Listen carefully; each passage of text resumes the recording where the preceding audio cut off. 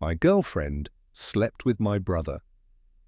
Then said it wasn't that deep. So I took a DNA test on her baby and disappeared. Without warning. I'm a 27-year-old guy, and until last year I thought I had the perfect life. I'd been with my girlfriend Ellie for 7 years. We met in high school, dated through college, moved in together after graduation. She was the one. The kind of person who could light up a room without even trying. She had this soft laugh that made everything feel okay. I used to believe I was one of the lucky ones. Young, in love, and building a future with my best friend. Then there was my little brother, Josh. He's 5 years younger, and growing up, our parents were more like ghosts than guardians. I changed his diapers, helped him with homework, showed up to his school plays when no one else did. He was more than a brother. He was like a son to me. I loved that kid with everything I had. When Ellie and I moved in together, Josh was always around. They got along well, maybe a little too well in hindsight, but at the time it felt like everything was falling into place. Sunday dinners, movie nights, birthday surprises. It was warm, full, almost storybook. Ellie would tease Josh like a playful older sister. Josh would confide in her about school, girls, and growing up. I never questioned it. I was just happy to see two people I loved being close. By last year, I was secretly ring shopping. I'd already found a small house that needed work, but it had this perfect little porch Ellie always talked about. I even started tucking money away, every side job, every bonus, all going toward that future. Then came that night, a weird, offbeat Thursday. I came home early from a client dinner expecting Ellie on the couch, maybe Josh in the kitchen. Instead, I walked into something that didn't make sense, something that didn't feel right. And once I saw it, I couldn't unsee it. It was supposed to be a quick overnight work trip, just one night out of town for a conference, back by dinner the next day. But my last meeting ended early, so I decided to surprise Ellie. I picked up her favorite Thai takeout, took the late train, and got home around 9 p.m. I walked through the front door and paused when I saw the living room lights still on. Ellie and Josh were on the couch, sitting closer than I'd ever seen them. Her legs were folded under her, angled toward him. He was leaned in, whispering something that made her laugh, the kind of laugh she used to save for me. They didn't hear me come in right away, so I just stood there, watching. When Ellie finally noticed me, she jumped a little. Josh looked like he'd been caught doing something he shouldn't, but it disappeared in a blink. "Hey," she said, all chipper. "You're back early." Josh just nodded, barely making eye contact. I smiled stiffly and held up the takeout bag. "Thought I'd surprise you." Ellie claimed Josh had just come over for relationship advice. Apparently he was dating someone new and was nervous about messing it up. I tried to laugh it off, but my stomach was already twisting in that way it does when your instincts know something before your brain does. After that night, Josh started pulling away.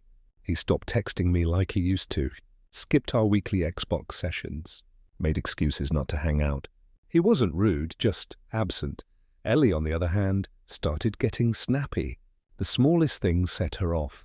Dirty dishes, laundry left in the dryer, me forgetting to buy oat milk. She used to roll her eyes and kiss me on the cheek. Now she barely looked at me. I started wondering if I was losing my mind or worse, if I was losing them both. It was just past midnight when I rolled over and saw the soft glow of Ellie's phone light up on the nightstand. She was asleep beside me, breathing slow and even. I wasn't trying to snoop, but the screen lit up with a preview, just enough to gut me in one glance. "Josh, same time tomorrow?" I stared at it, frozen. My fingers went cold. My heart didn't race, it just dropped, like it knew exactly what this meant before I was even ready to admit it. I picked up her phone. No passcode, we never had secrets, or at least I didn't. Her message thread with Josh was suspiciously empty, like a fresh slate. That was never how they texted before. They used to joke back and forth, stupid memes and game scores. Now, clean, too clean. I opened her photo gallery, then tapped on the hidden album. Something I never had a reason to check before. There were only 3 photos in it. The second one made my knees buckle. It was a low-res selfie. Josh, shirtless, his arm half raised, like he'd just snapped the pic without thinking. But I wasn't looking at his face. My eyes locked on the silver pendant hanging from the corner of the frame, Ellie's necklace. The one I got her for our 5-year anniversary. The one she never took off. I sat there in silence, the photo shaking in my hand. The room felt smaller, hotter. My vision narrowed until all I could see was that sliver of chain against his skin. I didn't wake her. I didn't scream. I didn't cry. I just sat there, breathing in betrayal like it had weight, like it filled the room and pressed down on my chest. I put the phone back carefully, and that night I didn't sleep at all. The next morning, I didn't wait for coffee, didn't wait for her to brush her teeth or pretend the night before hadn't shattered everything. I stood at the foot of the bed, her phone in my hand, my voice shaking so hard I barely recognized it. "What the hell is this, Ellie?" She blinked, groggy, sat up slowly, rubbed her eyes like I was just being dramatic over a missed alarm. When she saw the screen, Josh's message still open, her face didn't even twitch. "You went through my phone?" she said flatly. I ignored it. "Same time tomorrow? And the photo? With your necklace?" She stared at me for a long second, then let out a breath like I was being exhausting. "It wasn't that deep," she said. "I swear I thought I misheard her." "Excuse me?" She shrugged. "It was a mistake. It happened twice. That's it." My throat tightened. "Twice is 2 times too many, Ellie. That's my brother." She rolled her eyes like I was the one being irrational. "You've been so busy lately. Always working, always tired." I felt neglected. I actually laughed. That bitter, broken kind of laugh that comes out when you've got nothing else left. "I've been working to build our life, Ellie. The house, the ring, us. And you repay that with him?" She didn't say sorry, not once. Just crossed her arms and said, "I didn't think it'd be a big deal." It didn't mean anything. I stood there, completely hollow. I expected tears, regret, begging. Instead, I got cold indifference and a guilt trip. Later that afternoon, I tried calling Josh. Straight to voicemail. I texted him. Nothing. Then I saw it, blocked. My own brother didn't have the courage to face me, and in that moment, I realized I didn't lose just her. I lost both of them. I packed a bag and left that night. I didn't scream, didn't break anything. I just grabbed some clothes, my toothbrush, and the ring I never got to give her, and drove to my friend Marcus's place across town. He didn't ask questions, just opened the door, handed me a beer, and sat beside me in silence. For the first time in 7 years, I fell asleep without Ellie next to me, and it felt like someone had died. Maybe 2 people, her, and the version of Josh I thought I knew. The next day, my mum called. I thought maybe she'd check on me, ask if I was okay. Instead, she said, "You need to forgive Josh. He's young." People make mistakes. My jaw clenched so hard I thought I'd crack a tooth. "He slept with my girlfriend, and you're his brother. Don't let one mistake ruin your bond," she said. My dad didn't even bring it up. Just asked if I'd filed my taxes and said to take care of myself. Ellie started texting every day. "I miss you. We need to talk. Please don't shut me out." I ignored them all until she dropped the bomb. "I'm late." 2 words that made the room spin. Suddenly I couldn't breathe. My chest tightened. Every rational thought I had left was gone. What if it was mine? What if, after everything, I was the father? I went back to our apartment a few days later. She looked surprised to see me, but invited me in. Her voice was softer, her eyes red. We sat on the edge of the bed we used to share.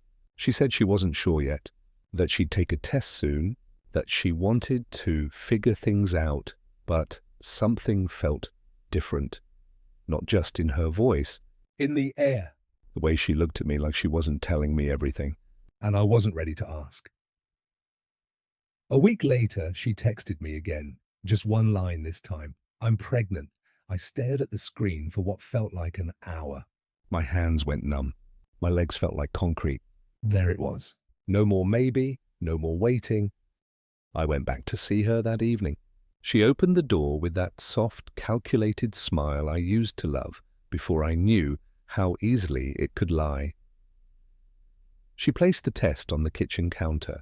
2 pink lines. I want to start over, she said. Let's put everything behind us. We can raise this baby together. I didn't say a word at first. Just stared at the test and tried to make sense of the chaos in my head. Every cell in my body screamed to run. Are you sure it's mine? I finally asked, voice low. She blinked, offended. Of course it is. Who else would it be? I almost laughed. Who else? Did she forget I literally caught her cheating with my brother? But I said nothing, just nodded slowly while my brain spiraled. Later that night, I sat alone in my car doing the math. The timeline didn't line up, not if she was being honest, not if it only happened twice, and certainly not if one of those times was the week I came home early from that work trip. I told my mum. She was over the moon. This is your fresh start, she chirped. Babies bring people together. My dad, always the practical one, just nodded and said, well, time to step up. But something inside me stayed cold. I smiled, nodded, said all the right things. And the next day, I booked a paternity test at a clinic across town. Quietly, secretly. Because if I was going to stay, I needed to be damn sure I wasn't building a future on another lie. The results came in on a rainy Tuesday afternoon. I'd been checking my email like a man possessed, refreshing it every hour for 3 days straight. When the subject line popped up, paternity test results available, my stomach turned to lead. I sat at the kitchen table, alone, the blinds half drawn. My thumb hovered over the screen, probability of paternity, 0% I didn't cry. I didn't yell, I just sat there. Staring at that one brutal number, 0, not low. Not unlikely. 0, everything I had been holding together, barely cracked. I couldn't even feel the heartbreak fully. I was too numb. Too far past pain, she lied. Again, without hesitation. Looked me in the eye, said I was the father, and tried to pull me back into her mess. I didn't call her. I didn't text. I didn't tell her I knew. Instead, I walked into the bedroom we once shared, opened my closet, and started packing, methodical. Silent, no rage, just clarity, shirts, passport, old photos. The ring I never got to give her, I taped up one last box, wrote her name on it, and set it by the door. Then I walked into the bathroom, pulled a sticky note from her vanity drawer, and wrote 6 words. It was deep enough for someone else. I stuck it to the mirror, right above the faucet, right where she'd see it brushing her teeth, and I walked out. I changed my number the next morning, deleted all my socials, found a sublet in a new city 3 hours away. New job, new life. No forwarding address. I didn't tell my parents. Didn't even tell Marcus. I wanted no contact, no pity. No questions, because if they could lie to me that easily... They didn't deserve an explanation. The silence was louder than I expected. At first, it felt like being underwater, heavy, muffled, lonely. But eventually it became something else, something clean, something mine. I moved into a small apartment on the 3rd floor of a weathered old building that smelled like coffee and peeling paint.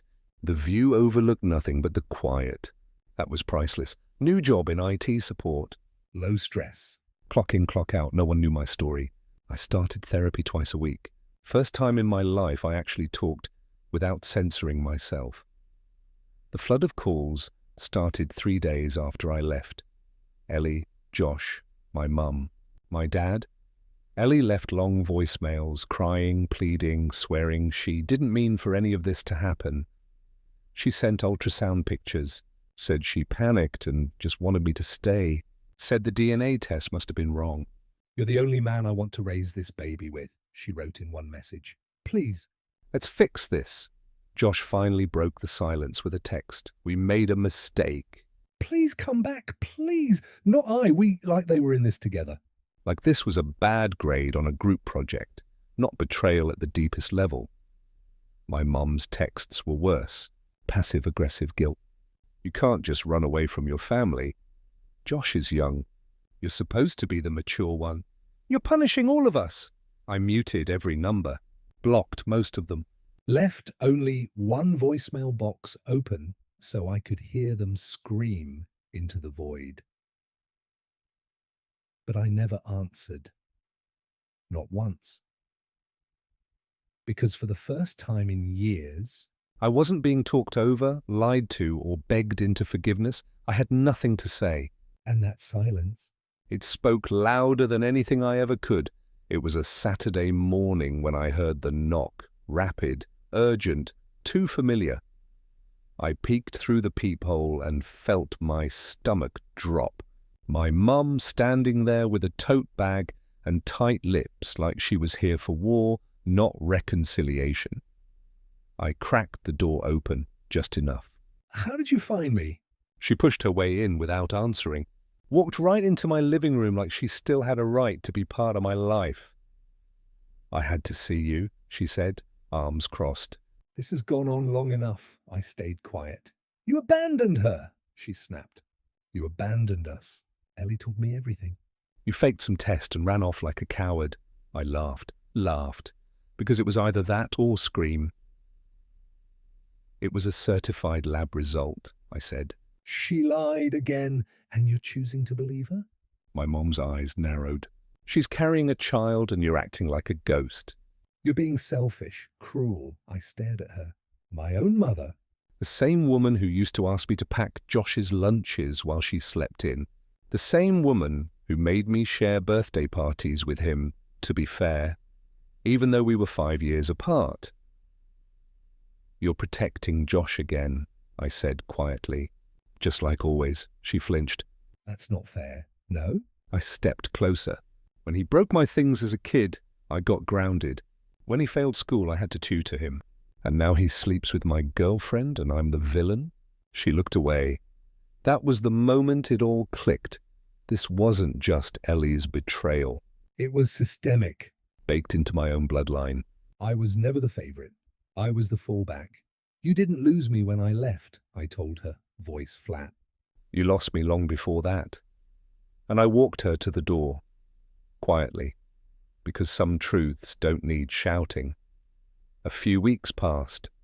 I was settling into the silence, numb, mostly, until Marcus shot me a text with a screenshot attached. It was from Facebook. A baby shower post. Ellie glowing in a soft pink dress, standing beside Josh, who had one hand on her stomach and the other holding a daddy-to-be mug. My parents stood behind them, smiling like this was the life they always envisioned. Like nothing had ever gone wrong, I scrolled through the comments. Such a beautiful couple. Josh is going to be such a great dad. Can't wait to meet your little angel. I wasn't mentioned, not once. Not even a shadow. I checked Ellie's profile. My photos were gone, unfriended, unfollowed, erased, as if I'd never existed. My chest felt hollow, like someone had scooped the air out of my lungs and left the shell behind. I didn't know you could grieve being forgotten while you were still alive. Then my phone buzzed. It was a message from my dad. Short, cold, clinical. "Hope you're doing okay. You chose this, no question, no warmth. Just a final stamp on the decision they made for me and blamed on me. For the first time since I left, I doubted myself. Maybe I should have stayed. Fought harder. Screamed louder. Maybe I should have forced them to hear me, but then Something landed in my inbox, an email. No subject, no name. Just a burner address, attached with screenshots. Dozens of them. Ellie's texts to someone else, not Josh. Flirty, raunchy, secretive.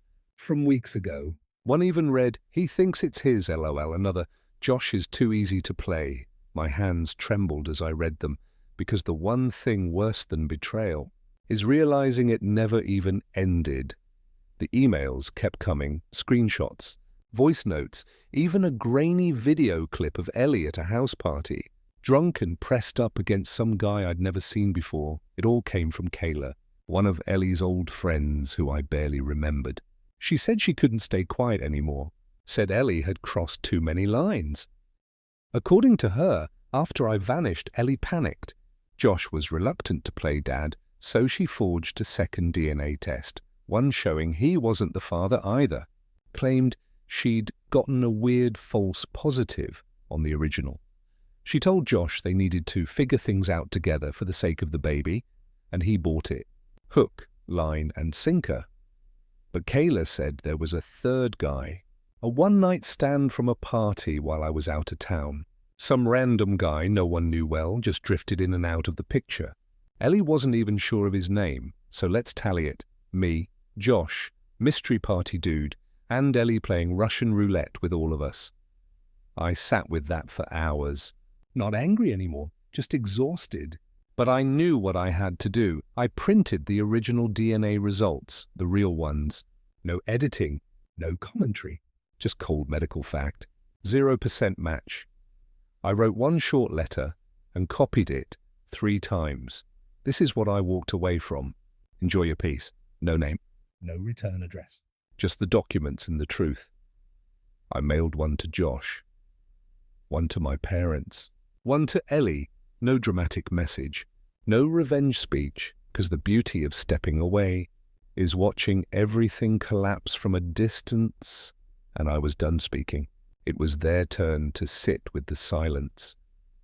It took 3 months, 3 months of quiet mornings, clean slates, and soft light pouring into a new apartment that no one had ever cheated in. A new job that didn't remind me of what I lost. A new city that didn't whisper her name down every street. And then one night, as I was brushing my teeth, my phone buzzed. Josh, just one message. No greeting. No apology.